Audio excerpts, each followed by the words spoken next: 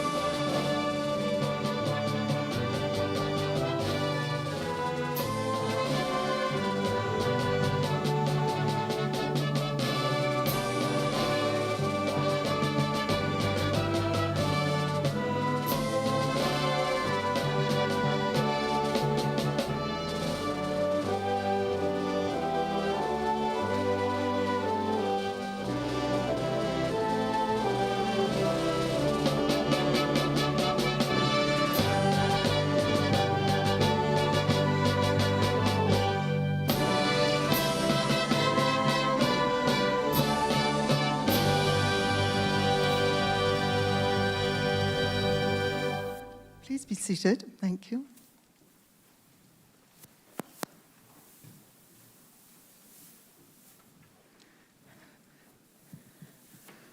The Honorable Mia Amor Motley, His Excellency Uhuru Kenyatta, Senator Dr. the Honorable Jerome Walcott, the Honorable Rachel Omamo, Senator the Honorable Lisa Cummins, the Honorable Adrian Ford, Your Excellencies, the representatives of Barbados to Kenya and the High Commissioner of Barbados to Kenya and the High Commissioner of Kenya to Barbados, other excellencies, senior officials, captains of industry, ladies and members of the press, ladies and gentlemen, welcome to this evening's high-level engagement. During the course of this, the next short while, the Prime Minister of Barbados and the President of Kenya will address you, and that will be followed by the signature of 3 agreements between the governments of Barbados and Kenya. The agreements are on the National Botanical Gardens, the Air Services Agreement, and agreement on the Joint Committee on Trade and Investment.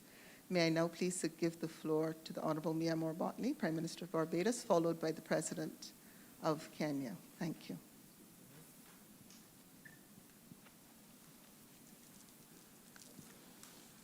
Thank you very much, Madam Chair. Your Excellency, my brother, President Uhuru Kenyatta,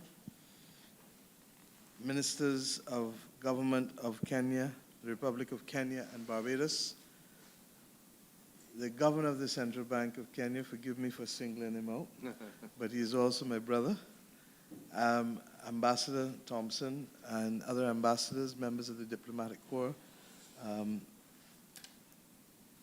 distinguished guests all.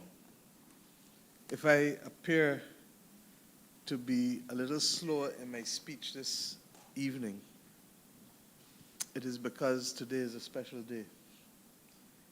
And all who have witnessed the extent to which we have been able to bring together persons from Kenya in the large numbers, President Kenyatta, that you have brought, along with officials and members of the private sector of Barbados, will know that our two governments are serious about desiring the progress and making the progress that is absolutely critical. Since I left Kenya in December 2019, we had the anticipation that we would come to have the CARICOM AU Summit in June of 2020, that we would have been able to do a whole range of things. And literally, within weeks of returning from Nairobi, COVID hit. But not even COVID can separate us. And I think that all of us recognize now that we are in a marathon and not a sprint. And that we have had in our past to become resilient, and equally this generation of Kenyans and Barbadians must be resilient to the times, whether those times are affected by the pandemic or whether they are affected by the climate. Indeed, I understood it fully when we arrived in Nairobi, because the night on which we arrived, and Minister Walker, if you recall, there were floods, and you had lost many lives, and it was on the eve of the OACP summit, and I remember it as if it was yesterday. I equally remember the battles that you fought with locusts. I come back to the Caribbean, and this year, we ourselves have had battles.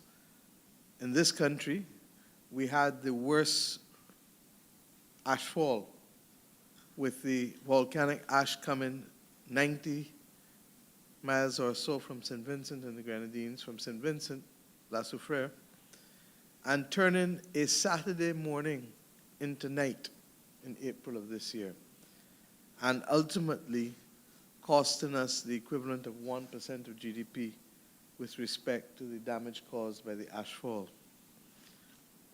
We equally saw this year a freak storm, which, if you can believe it, had 46,000 strikes of lightning in 90 minutes. It was as if the metallic white of the lightning never stopped for that period of time. And instead of the thunder coming from the sky and the claps of thunder, we had a roaring in the belly of the earth for that period of time. Then only 2 weeks later to be hit by Hurricane Elsa, which has led to the loss of housing. And it could have been far worse, but it was bad enough for those who were on the front line of it. I refer to those things to be able to point to our resilience and to the fact that if we paused because bad things happen, we would never make progress. And that we must move on in spite of the bad things wherever possible. And today, therefore, represents for us that confidence that our journey is the right journey, and that we are seeking to reverse effectively centuries of separation, and that we attest today that not even COVID can keep us apart with that commitment to bring us together. Your country and your part of the world, we all know, represent the cradle of civilization. And it is important for us to acknowledge and recognize that, because too many people today are engaged in the pursuit of fake news and rewriting history. We also recognize that it is absolutely critical that we have a home and partnership in East Africa as a bridge to that further part of the world that goes further east beyond you. And we therefore claim your country as ours, as that hub that links us to the east. In addition to that, it is of significance to me, and if I had my other phone, I'd pull it up, because my screenshot remains a picture of Bob Marley. And you may say, why does she keep calling Robert Nesta Marley? Because, yes, I am a child of that generation. But apart from anything else, we have a responsibility to be able to move forward on a number of things. And one of the things that bothers me is the extent to which the mental emancipation of our people has not been fully embraced. If it was, we would not have to be wondering why it has taken us so long to place representatives in the third of the United Nations global headquarters. We've had representation in New York from the very beginning. And after we became an independent nation, that is where we went and said, friends of all, satellites of none. But it is now imperative that having talked that talk, and having walked it in New York, and having walked it in Geneva, we never walked it in Nairobi. And we made a determination that our country, as an independent sovereign nation and as a proud member of the United Nations system, could not continue to have a situation where not only did we not have a presence in the global south in the United Nations headquarters at Nairobi, but equally as important, that we refrained from appreciating that perhaps, as Ambassador Thompson will tell us, the most critical UN agency for small island developing states now is the UNEP program, United Nations Environmental Program, which is on the front line of the very climate crisis that constitutes our existential threat. And that when you add to that UN Habitat, which allows us to deal with the issue of urban renewal and housing, then we had every right to be in Nairobi a very long time ago. I'm confident that other brothers and sisters of Caribbean governments will join us soon. And therefore, I look forward to us being able to complete that process, because the absence of air transport and maritime transport directly between Africa and the Caribbean must be a historic omission that we have a solemn and moral obligation to correct. When the Africa Union Summit, which you chaired, my brother, so ably last month took place, I ended with these words, that we have to remove the middle passage, remove the middleman, and remove the middle leg. We all know what the middle passage was. That horrendous journey that has scarred us for centuries. We all know how the middleman works, because the middleman more often than not has come from the North Atlantic region and has taken our product, has turned it into what they want, and has sold it back to the global south for multiple times what the originators of the product receive for it. And we all know what the middle leg is, because there are too many Caribbean people or African people who, in wanting to visit each other's countries, are told, you have no visa to land in the United States of America, or you have no visa to land in the United Kingdom or France or the Netherlands, and therefore you are not able to travel to those countries. If we do not seize the moment, as we are trying to do now, then we will forever be victims of a time and a power over which we have no control. The time being history, and the power being others who have other interests that are not the same as ours. So without any further ado, I want to thank you and to give an idea to Barbadians of what really you have brought here, because I'm not sure that they know. And forgive me if I just go through the wonderful document that sets out some of the people who have come or interested have come. As I indicated, we are more than honored, and this is not the first trip of the governor. The governor came here in 2019 at your request, and therefore it proves to be an enduring relationship. Similarly, the KCB Bank Group is represented. I know Joshua couldn't come at the last minute, but he too is a friend of Barbados. and he sent others to represent him. Ken Invest, which is the equivalent of Invest Barbados, is also here. Kawara Limited, which deals with mobile banking and for financial cooperatives and credit unions and community banks. This is exactly where, as a country, we need to go with respect to our credit unions, and I'm happy that discussions have been taking place with local entities and Kenyan entities about how best to move. Equity Group Holdings Limited, which is one of the largest, Equity Group is one of the largest banks in Kenya, and therefore you understand that financial services is very much also at the center of what we want to discuss. Pay the Easy Way, that is your digital payments, I'm told, in the same way that we have our own here as well, so that opportunity. Safaricom is Kenya's telecommunications firm. We have ours here, but Safaricom, and forgive me, Mr. President, if I also remember of one of the great Caribbean sons who would have helped you in Safaricom, who is no longer with us as well, Robert. Lamy Technologies, which is an insurance technology company that offers innovative digital insurance solutions. So that when you see us talk about wanting to participate with Kenya and Singapore, with fintech in the savannah, you begin to understand why we believe that there are market opportunities between Barbados, Kenya, and Singapore with respect to the digital technology in the financial services area.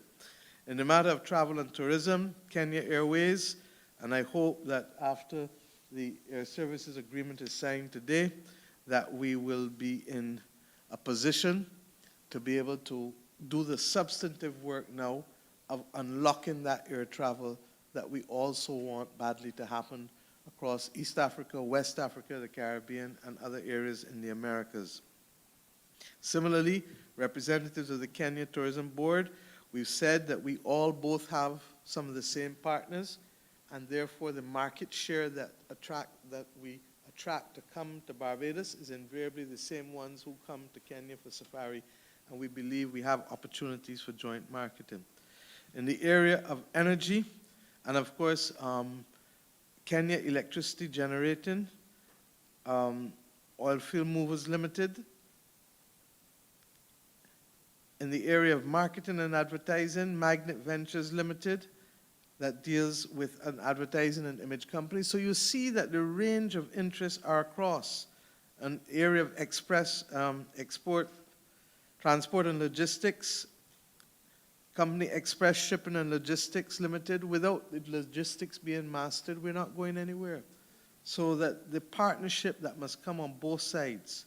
And then, of course, biotechnology and biotrade, so ever important in the world in which we live today.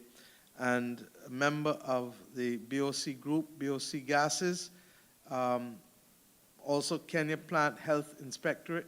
You will recognize that that is going to be critical because the second agreement that we'll sign today will be the Botanical Gardens cooperation between the National Botanical Gardens in Barbados and the Kenya Plant Health Inspectorate. And it is significant because, President Kenyatta, you planted a tree, and so did I. And then I planted one in Nairobi. So you're going to come and visit yours, and I'll visit mine again sometime in Nairobi. And then the Kenya Bureau of Standards, which is an indicator that you're really serious. Because if we are serious about trade, then we have to be serious about fair trade and trade that allows us to adhere to the standards that make it sustainable. And then, of course, the Semiconductor Technologies Limited. In terms of business alliances, the Kenya National Chamber of Commerce and Industry, just as the Barbados Chamber of Commerce and Industry. Then, of course, my friend, the Kenya Private Sector Alliance, good to see you again. We opened the other ones when I was there in Nairobi. And, of course, on our side in Barbados, there is the respective agencies that have been involved, from Invest Barbados to the Barbados Port Authority to the Barbados Investment Development Corporation, and I can go on and on. But what is also of significance is that our High Commissioner, Mr. Alex MacDonald, is here. Barbados has opened up its High Commission, and with the cooperation of your government and others, we were able also to identify common space, and we're therefore hopeful that other CARICOM countries and CARICOM will join us soon in Nairobi. But we did not wait for anyone to come to go, because we are convinced and confirmed that this is the right thing to do. And your country has a population, I believe, of about 49 million, which is significantly more than our 300,000.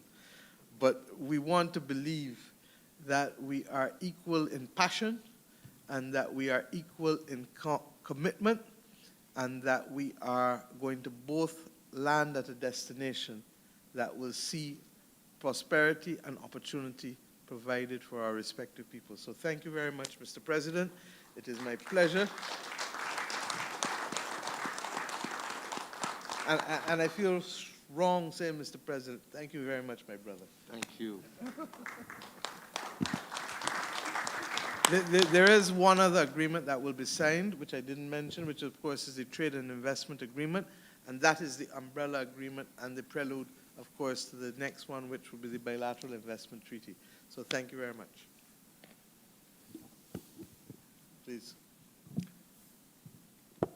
Thank you very much. And the Honorable Mia Motley, my dear sister and Prime Minister of Barbados, all the ministers here present, delegates from Barbados and Kenya, let me once again say what a great delight it is to be back on this beautiful island after my very first trip here, which was later followed by a trip by my sister to Nairobi. I want to begin by saying that I don't want to repeat everything Mia has said, but one of the things that I am really very proud of, and one of the great honors I think I can say I have had during my presidency, is meeting up with my sister on the sidelines of UNGA in New York and establishing a relationship that started once again to build back the Pan-African spirit that existed in the early 40s into the 50s. And unfortunately, once we respectively got our independence, self-government, in the case of Barbados, soon to be independence, looking forward to that. You should have had that happen while I was here. But we managed to successfully navigate a path of bringing our two regions together. We have, over that period, strengthened our diplomatic ties, not only between Kenya and Barbados, but between the CARICOM and the African Union. We have, with my sister, spearheaded various activities aimed at improving the links between our two countries. During this COVID pandemic, we on the African continent and as members of the African Union were actively engaged in trying to ensure that we secure vaccines. And one of the things that we realized was that that would be extraordinarily difficult were we to go individually, because we were determined this time around that we needed to be able to ensure that we had the capacity to protect our citizens and to vaccinate our citizens. Again, after consulting with my sister, we agreed that it would not only be an African initiative, but it would be an African initiative that included the African diaspora and that was mainly the CARICOM countries, and we moved together towards that end. The most unfortunate aspect of the whole thing is that whereas we were now ready for our bulk purchasing, we didn't want anybody's charity. Once again, we landed ourselves in the perpetual problem that those who had access to these vaccines denied us, and we were not begging, we were not borrowing. We wanted to purchase our own vaccines for our own population. And there again, the spirit of how necessary it is for us not just to stick together, but to also to find common solutions towards meeting the problems that we individually and collectively face. Together, we also started and spearheaded the need to have the very first ever Africa CARICOM Summit. And this was something that we discussed when my sister visited Nairobi and was supposed to be held on the sidelines of Chogam last year. No, the year before. Last year, yes, last year. Last year. Unfortunately, due to COVID, we were not able to do so. But again, talking to the resilience of our two countries and our two peoples, we still managed this year to hold that first Africa CARICOM Summit, where we had participation from all the different regs of our continent, together with leaders of CARICOM, and it is my hope that that will either become an annual or biannual event that seeks to strengthen the ties between our two countries. But over and above that, we have also sought to deepen our people-to-people exchanges. And there can be no better way than what is happening here today. Because at the end of the day, despite the fact that we may work towards the strengthening of our bilateral arrangements, our diplomatic arrangements, it is you, the people or the respective people of our two countries, who can turn those good relations into trade relations, into profitable and meaning relationships that continue to cement the work that we are trying to do at the diplomatic or at the governmental level. So without doubt, my sister, it is something of great pride that again, despite the challenges of COVID, and were it not for the COVID pandemic, we would have had many, many more people who were highly interested in coming out, but as a result of the limitations occasioned by the pandemic, were not able to do so. And I am certain that those who have come on this trip will be the vanguard that will bring many, many more back to this great island, back to this region, and also hopefully those with whom they have managed to engage with from Barbados will also act as a catalyst and as a vanguard from bringing many, many more people, not only from Barbados, but also from the Caribbean, back to the African continent, re-engaging with their brothers and sisters on the continent on matters trade, on matters tourism, on matters culture, on matters sports, on matters education, on matters of prosperity for our two peoples. One of the areas that we are of the same mind completely is the fact of how difficult it is for our peoples to be able to move freely between our countries without necessarily having a third leg or a third watchman, an unwanted parent, we may say, standing in the middle of us. And we have been engaging ourselves on how we can actually establish direct air and sea links between our two countries and our two continents. And this is one area where we are hoping to find great success. Success that will make it easier for the businessmen and women, for those seeking to re-engage with the African continent, to be able to do so without having to wait for visas from third parties, seeking permission from third parties, but being able to do so directly on a bilateral basis.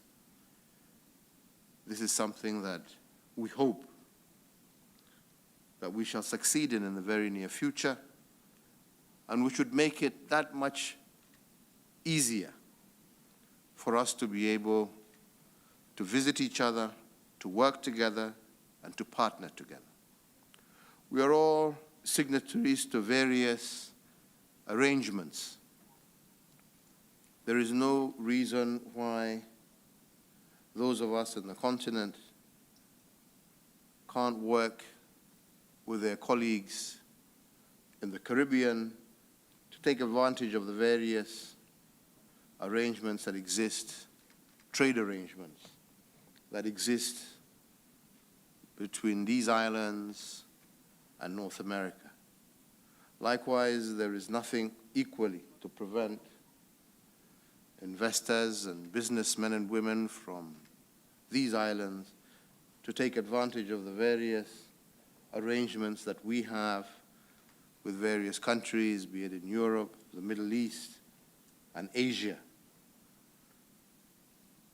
which would also be a bonus and open up new markets and new possibilities for yourselves here as well. So these are some of the areas, and I don't want to go through all the various agreements that we will be signing, but I am very excited about the partnership that we've been having, especially in the digital world.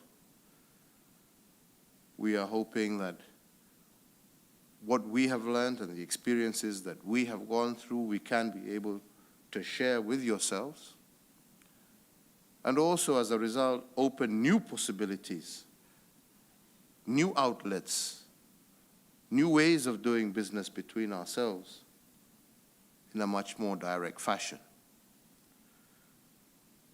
I'm very excited about my visit also and the exchanges that we are having in the botanical gardens. And this really is just to emphasize the importance of our partnership, not only in maintaining and developing our biodiversity, but also cementing our own environmental credentials and our partnership, particularly in the critical area of climate change, which is a reality for all of us.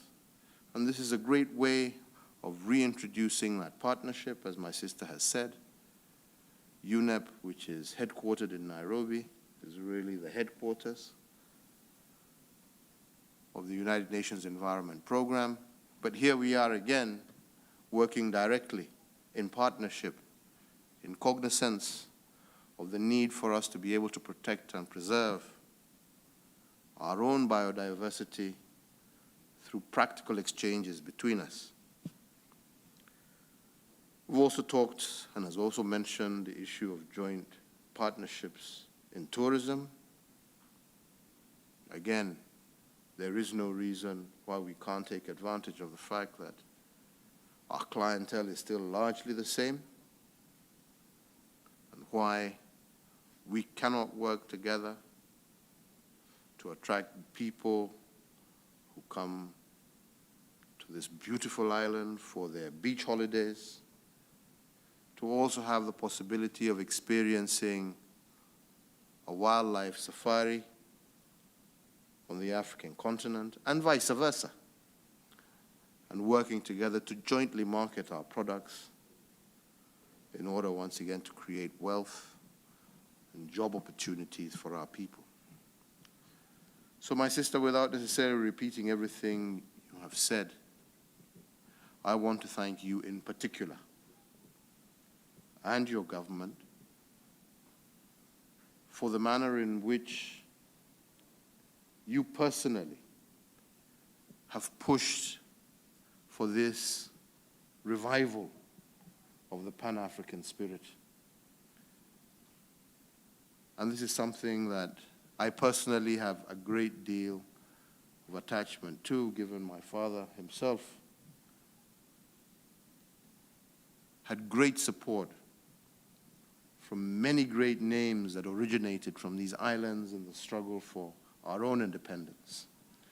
And here we are, working together with my sister, confronting today's challenges that face us, but doing so and recognizing that we are stronger working on these together as opposed to apart. I want to thank the people of Barbados once again for the hospitality that they've shown me and my delegation during our stay, and to say that we look forward also to be the first African country to host the first Barbadian president in the very near future, and I hope that's going to happen before my term ends. Yeah?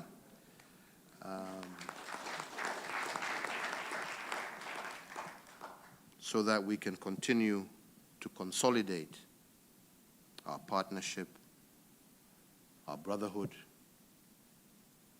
and indeed our cooperation, not only at a bilateral level, but also at the multilateral level. So once again, thank you all very much, and I really look forward to following up with some of the people in this room to get a better understanding of the progress that we have made and what we as a government can do to facilitate you to be able to move that much faster and more effectively in cementing these partnerships.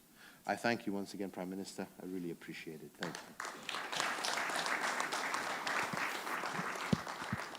Thank you very much. I think that at this stage we hand back over to UPS. We step back. I think this is one time we lose our seats.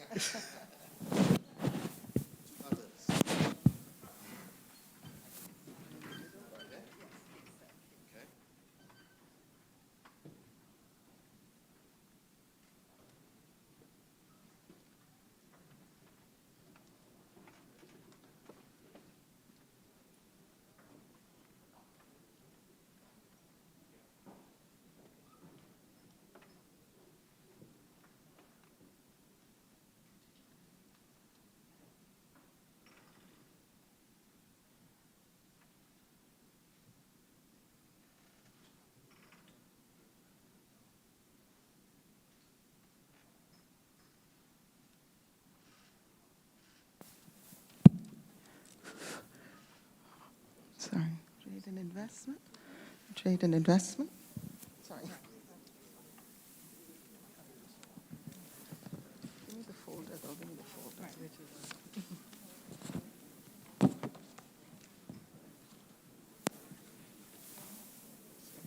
Okay, ladies and Prime Minister President, ladies and gentlemen, the first agreement is the agreement on creation of a joint committee on trade and investment. Prime Minister had described it as a preparation for the bilateral investment agreement. It's being signed for Barbados by Senator Dr. Honourable Jerome Walcott, Minister of Foreign Affairs, and by the Honourable Rachel Omamo, Minister of Foreign Affairs for Kenya. And basically what you're seeing is the exchange of the documents, because each one has to be signed by both signatories.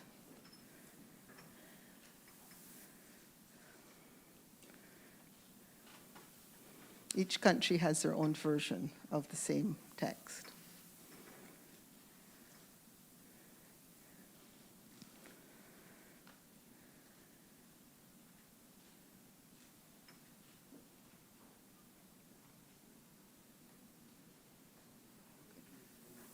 Minister Omamo, if you can stay, please. You're signed next one, but Minister, and if you can. Minister Cummins, may I ask you to come, please?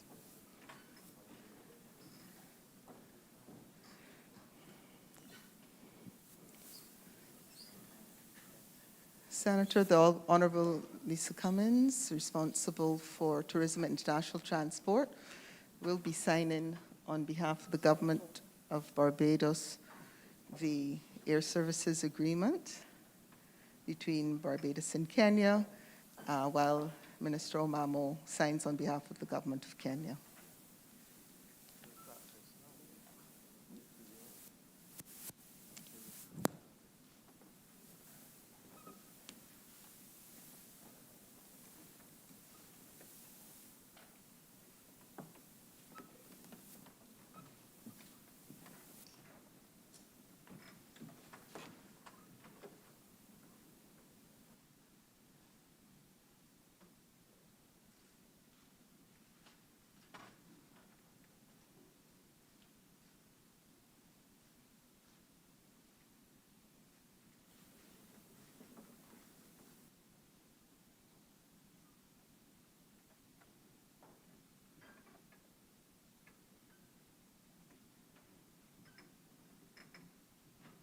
Thank you, Minister Cummins. Minister Ford, may I ask you, please?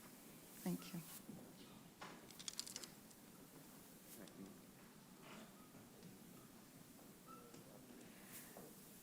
The Honourable Minister Adrian Ford and the Honourable Rachel Omamo will now be signing the third agreement, which is agreement on the National Botanical Gardens.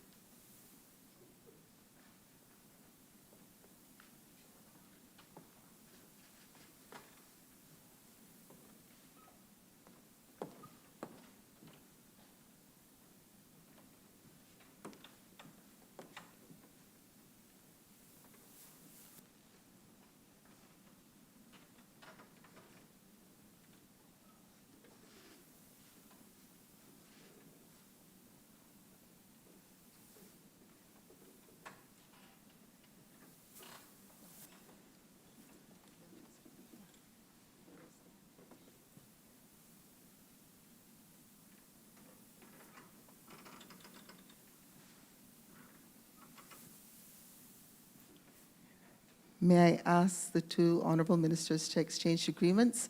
Kenya will be given Barbados' version and Barbados will be given Kenya their version. Would you all like to come in? And we'll now ask the other ministers of Barbados who signed to come and have all together picture. Thank you.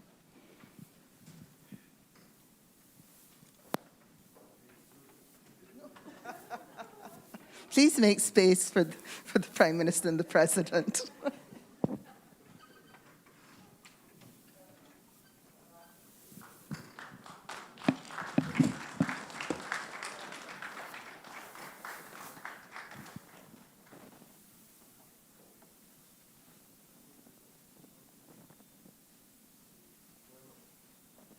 Okay. Thank you.